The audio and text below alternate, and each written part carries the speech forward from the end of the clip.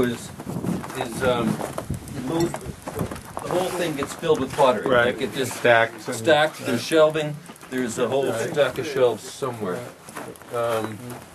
These are the shelving. And so it gets stacked up there, and it takes like 3 days to load it.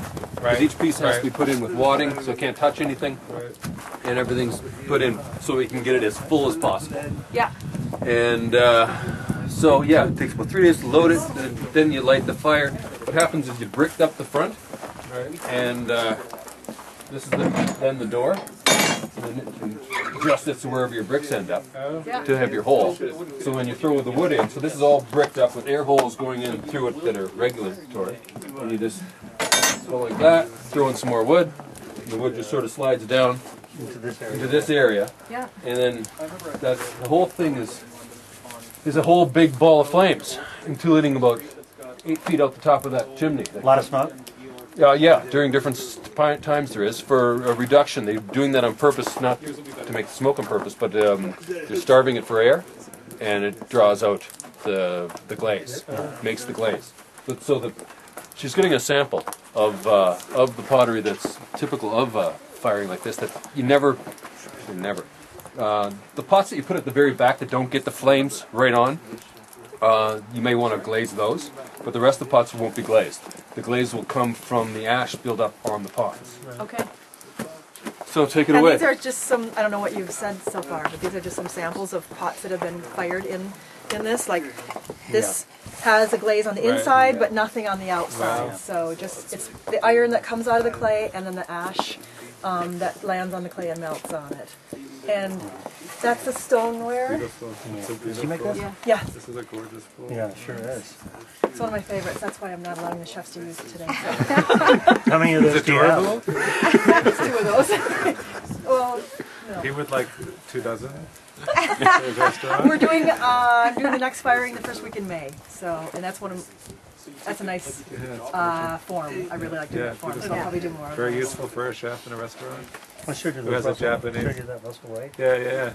For soups or tea or what would you? I can use it for anything. Anything. Like a million things I can do. Yeah.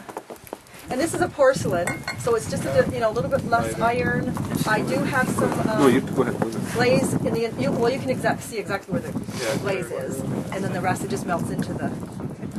I think I actually do have a flashing slip, which is just a really watery clay of another clay body.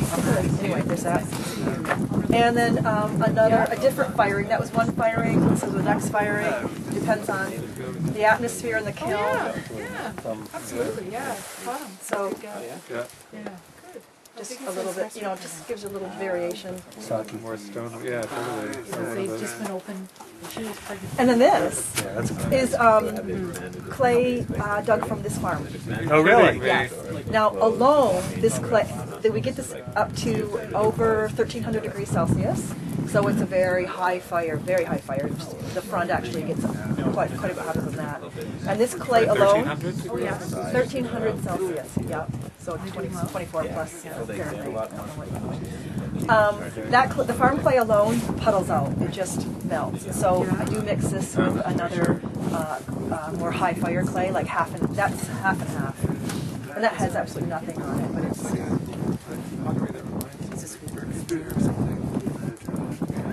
We're coming up with Good to pour beers. Oh, like this. That's what I'm thinking of.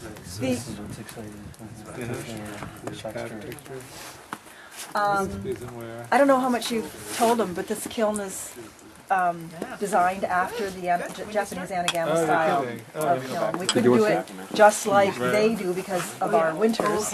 And so they just do it into a hill. It has to be like a 27% incline. And we stepped this up. It's on cinder blocks buried, and then there's a cement pad, and then we stepped it up to get that degree.